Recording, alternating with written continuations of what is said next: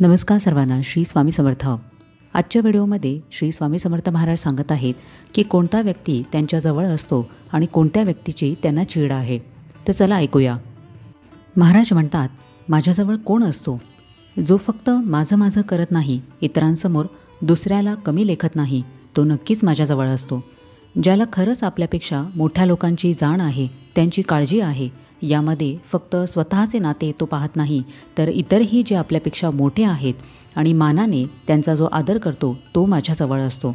ज्याला काळाचे वेळेचे गांभीर्य आहे, जो शांततेचा पूजक आहे, ज्याला मनातून समाधान आहे, तो नक्कीच माझ्या जास्त जवळ असतो.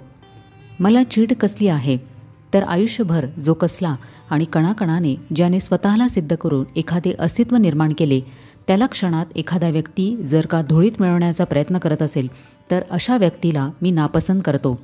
ज्याला फक्त स्वतःचे दुःख जगामध्ये मोठे आहे असे वाटते, जो इतर सर्व लोकांना तुच्छ समजतो, तो व्यक्ती माझ्यापासून दूरच राहतो.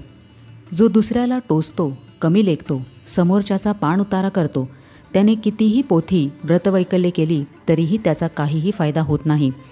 ज्याला एकीचे बळ कळत नाही आणि उलट एकीचा गैरफायदा उचलतो, ज्याला अज्ञानाने ग्रासला आहे, जो अहंकाराने माजला आहे, तो आपोआपच वाईट कर्म घडवतो. सर्वात महत्त्वाचे म्हणजे जो कुविचार करतो, इतरांचा फायदा घेतो, इतरांना फायद्यासाठी वापरतो, अशा लोकांना जे साथ देतात त्यांनी स्वतःचे आत्मपरीक्षण जरूर करावे. कारण मग आम्ही इतके करूनसुद्धा असे का, असे प्रश्न घेऊन माझ्यासमोर येऊन कधीच उभे राहू नये. दांभिकपणा मला अजिबात सहन होत नाही. त्यामुळे उगाचच आम्ही काही चांगले करतो याचे स्तोम अशा लोकांनी माजवू नये. आजच्या व्हिडिओमधून स्वामी हेच सांगत आहेत की ढोंगी आणि दांभिक भक्तीचा त्यांना अत्यंत तिटकारा आहे.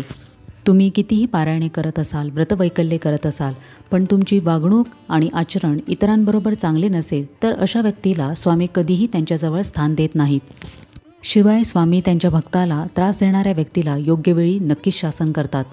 म्हणूनच स्वामींना व्यक्तीमधील जे गुण प्रिय आहेत त्याच पद्धतीने आपणही वागण्याचा प्रयत्न करावा, म्हणजे आपणही स्वामींचे आवडते बनू. परमेश्वराची खूप भक्ती करूनसुद्धा आम्हाला कधीच प्रचिती येत नाही, आमचे कोणतेच काम होत नाही, असे लोक वारंवार जे तक्रार करत असतात त्याचे कारण काय आहे हे स्वामी इथे सांगत आहेत. स्वतःला स्वामी सेवेकरी म्हणून घेणाऱ्या व्यक्तीने आपले आचरण कसे ठेवले पाहिजे हे स्वामी इथे सांगत आहेत. म्हणूनच स्वामींचा आवडता प्रिय भक्त होण्यासाठी स्वामींनी दाखवलेल्या मार्गावरच चालावे.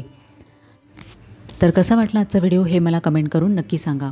आपण भेटूया आता पुढच्या व्हिडिओमध्ये. तोपर्यंत सगळ्यांना श्री स्वामी समर्थ.